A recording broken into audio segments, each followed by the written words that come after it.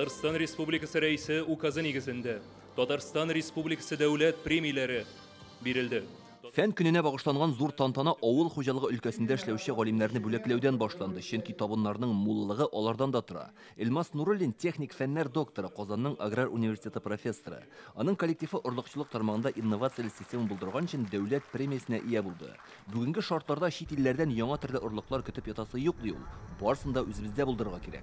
Илебездә җитештерелгән орлыкларны кертү, аларны үрчетү һәм шул ук вакытта техника белән оештыру, аларны чистарту, яхшы дәрәҗәгә җитерү һәм әлбәттә аның төп максаты зур уңыш алу һәм качественный уңыш алу, сыйфатлы уңыш алу. Татнефть фән белән иң тыгыз элемтәдә эшләүче компанияләрнең берсе. Нефть чыгару технологияләрен камилләштерүдә Камил Гарифовның өлеше зур. Ул Татнефть җәмгыятенең фәнни тикшерүне һәм проект институты профессоры. Командасы Рөстәминханов кулыннан дәүләт премиясе ала. Аларның фәнни хезмәте ярдәмендә бер скважина 2 тапкыр күбрәк егәрлек белән эшли. Күбрәк бер скважинадан күбрәк нефть алабыз одновременно. 2 пласт эшли. Шуңа дополнительный добыча булышка. Менә монда бүләк алгач ничек кәефләр күтәрелеп китәме? Китә. Кәефебез бар, настроениебез әйбәт. Тырышабыз.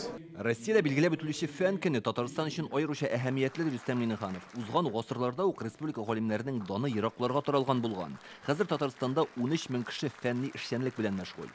Зародившие еще в XIX веке ведущие казанские научные школы прославили республику далеко за его пределами. Нынешнее поколение татарстанских ученых достойно продолжает дело своих предшественников. В национальном рейтинге научно-технологического развития субъектов Российской Федерации наша республика занимает 5-ю позицию. Это заслуга 13 тысяч ученых, работающих в республике. Давайте поаплодируем нашим ученым. Фәннәр академиясендә яңгыраган төп фикерләрнең берсе галимнәр сәнәгать белән бердәм булып эшләргә тиеш. Бүгенге шартларда фән өлкәсендәге белгечләр җитештерүчеләргә заманча технологияләр һәм алдынгы идеяләрне җиткерүе шарт. Нәкъ менә теләсә кайсы гамәл, гыйлем һәм акыл белән ныгытылганда гына югары нәтиҗәләргә өметләнергә мөмкин. Татарстан өчен төзелеш тармагы бик мөһим. Әлеге юнәлешне кирәкле белгечләр белән тәэмин итү Казан дәүләт архитектура төзелеш университеты җаваплылыгында. Бүген уку йорты ректорына Рөстәминханов рәхмәт хаты тапшырды. Яшьләрдә кызыксыну уяту өчен фәнни мәктәпләр кирәк. Фәнни мәктәп, школа дисәңме, ул инде менә